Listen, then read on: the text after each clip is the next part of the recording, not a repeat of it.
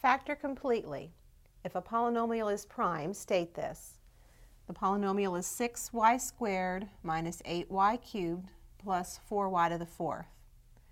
Let's write this in descending order, writing 4y to the fourth first, minus 8y cubed plus 6y squared. The first step whenever we factor is to see if we have a common factor. And we can see from these terms that we do have a common factor of 2y squared.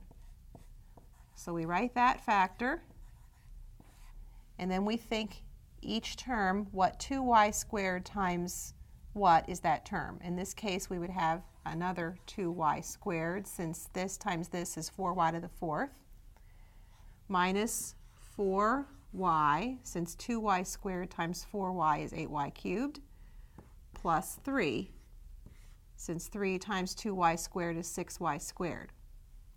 Once we've factored out a common factor, we check what's inside the parentheses to see if there's anything else we can factor. This is a trinomial, but if we tried to factor it, we'd find that we could not factor that any further.